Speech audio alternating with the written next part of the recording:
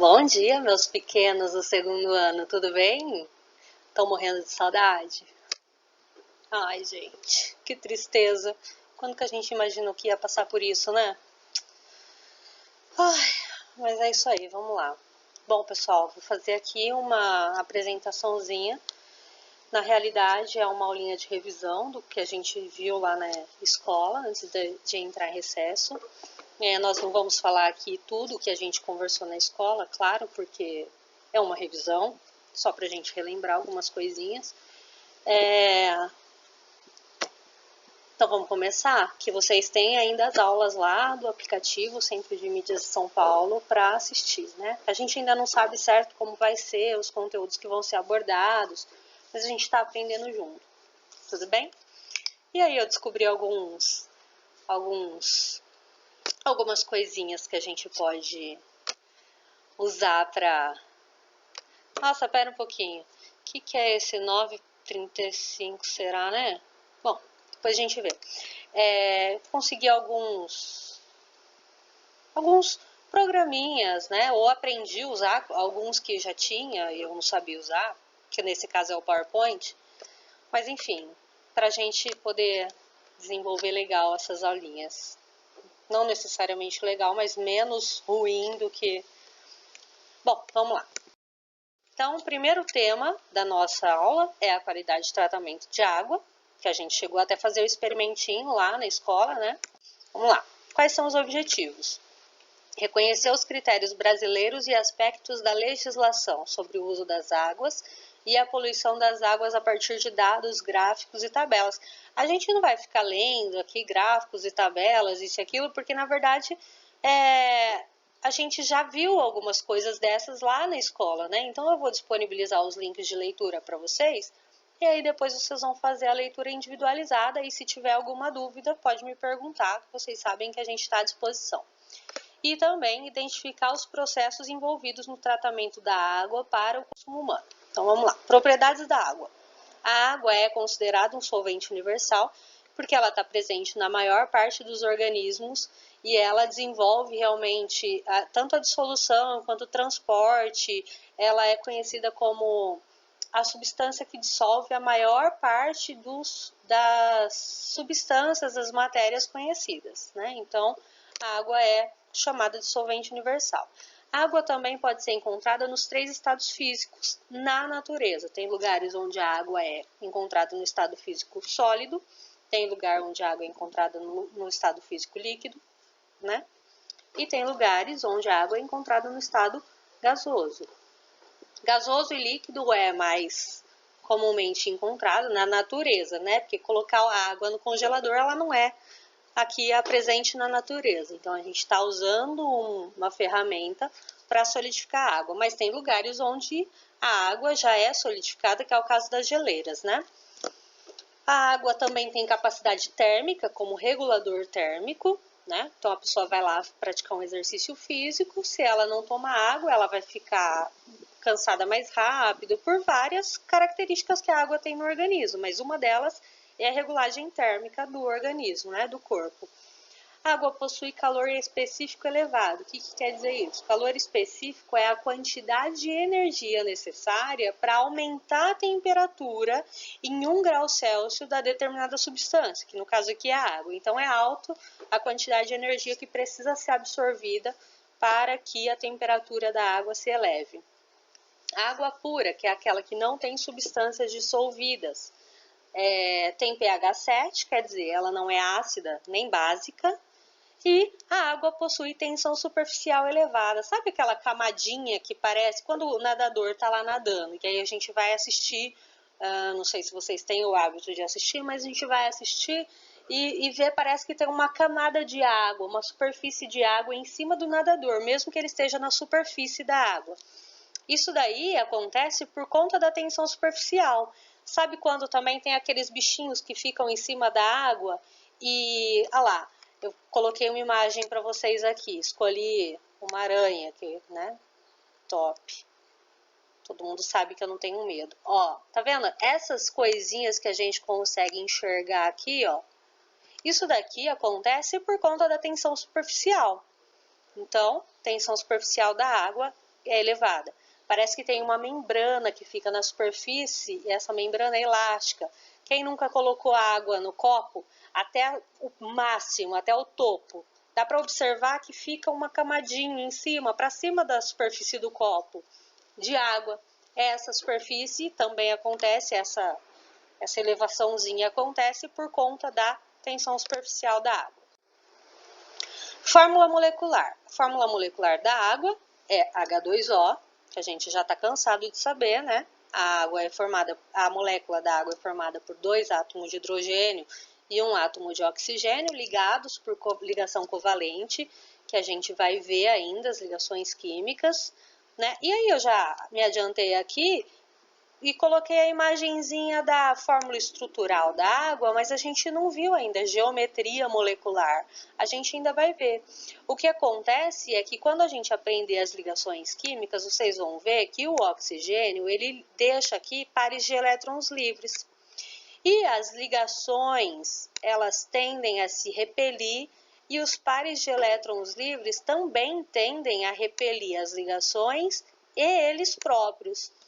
E isso acaba gerando uma certa angulação que vai possibilitar de forma que essas ligações e esses pares fiquem o mais distante possível um do outro. Então, eu coloquei aqui para vocês ao lado, ó, que o ângulo que forma entre esses pares de ligação aqui, ó, é de 104,5 graus. Tudo bem? Mas isso a gente vai ver mais corretinho lá para frente, quando a gente for falar de geometria molecular, perdão. Propriedades físicas da água. A temperatura de 20 graus Celsius, que é geralmente a temperatura considerada a temperatura ambiente,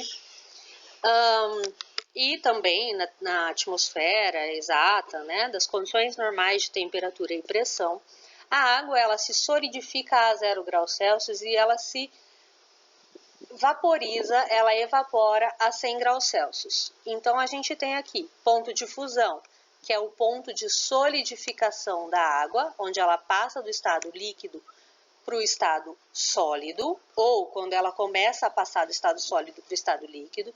E aqui o ponto de ebulição, que é o momento em que a água passa do estado líquido para o estado gasoso, ou, quando ela está resfriando, passa do estado gasoso para o estado líquido.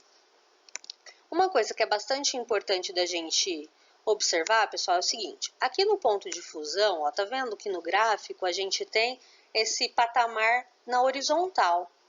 Tá constante aqui a temperatura por um determinado período de tempo, ó.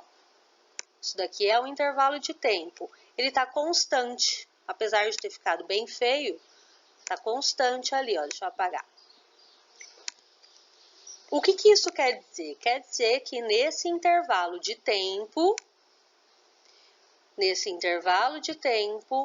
eu vou ter a água tanto no estado sólido quanto no estado gasoso, porque a água vem vindo aqui, ó, quer ver? Deixa eu mudar a corzinha da canetinha e a canetinha aqui, ó. A água vem vindo aqui no estado sólido, quando a temperatura está menor do que 0 graus Celsius. Atingir o 0 graus Celsius começa um processo de transformação. Então, a água começa a passar do estado sólido para o estado líquido. Porém, isso não acontece com um passo de mágica, né? Ele vai gradativamente. A hora que a temperatura consegue atingir uma temperatura superior a 0 graus Celsius, significa que toda aquela água que estava ali no nosso sistema, ela já passou do estado sólido para o estado líquido. Então, aí a temperatura começa a subir novamente. Ela vai subindo com água somente no estado líquido agora, até que ela atinja a temperatura do ponto de ebulição, que é quando ela vai passar do estado líquido para o estado gasoso. A mesma coisa que aconteceu aqui na temperatura de fusão acontece na temperatura de ebulição. Aqui a gente vai ter a temperatura constante por um intervalo de tempo até que toda a água que estava no estado líquido se transforme para o estado gasoso. A partir do momento em que essa água já voltou para o estado gasoso, já está toda transformada no estado gasoso, aí significa que a minha temperatura volta a subir e eu passo. A temperatura em si não, né? A temperatura não da água, a temperatura do ambiente e assim por diante, né? Porque esse gráfico ele quer dizer que aqui eu só tenho água no estado gasoso, não mais no estado líquido, e conforme a temperatura vai aumentando, eu só vou ter água no estado gasoso. Tudo bem, pessoal? Claro, bagunçadinho aí o desenho, né? Porque eu não tenho as manhas de digitar, de desenhar aqui no mousepad. Agora, critérios brasileiros e legislação. Aqui está falando, bom, tem as informações referentes ao governo, né? Eu vou disponibilizar esses links para vocês fazerem a leitura, então não vou ficar perdendo tempo aqui. Eu coloquei uma coisinha num slide dos próximos aí, não sei se já é o próximo, para a gente comentar.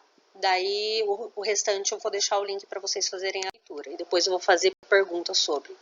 Mas exatamente, é o que está aqui, ó. Demanda bioquímica de oxigênio. A gente sabe que o oxigênio ele é importante para diversas formas de vida, né?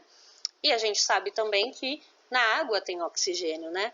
A água é formada por 2 átomos de hidrogênio e 1 átomo de oxigênio.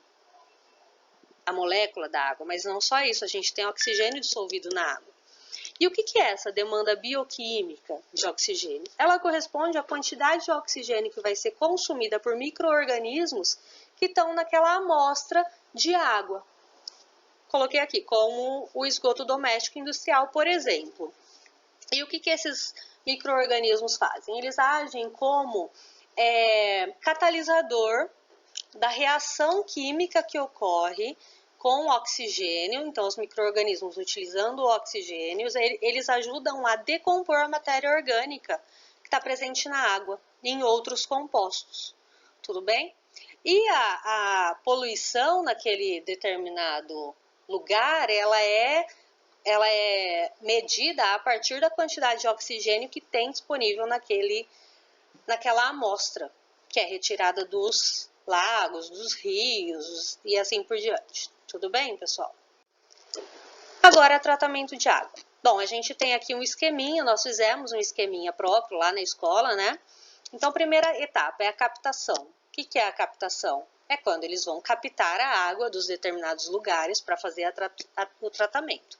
Segunda etapa, a adução, que é quando essa água que foi captada ela é direcionada aos tanques para fazer o tratamento.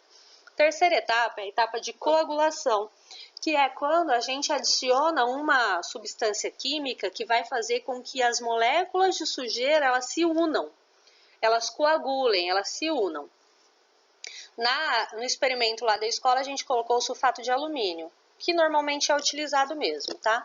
Depois é a floculação, é quando essa água é agitada de forma que no caso nosso, o sulfato de alumínio, consiga entrar em contato com maior quantidade de substâncias poluentes presentes na água, então os flocos de sujeira, que se unem ali ao sulfato de alumínio, no caso, eles ficam maiores. Decantação é quando a água fica em repouso para que essas moléculas maiores, esses flocos maiores, se depositem no fundo do recipiente. Após isso, essa água ela é direcionada para os filtros. Então, a gente vai ter filtros de areia fina, a gente vai ter filtros de areia grossa, a gente vai ter filtros de cascalho, a gente vai ter filtro de carvão. E essa água ela vai passando por todos esses filtros e aí esses flocos grandes eles vão ficando presos e conforme o tamanho do floco, ele vai ficando num determinado filtro.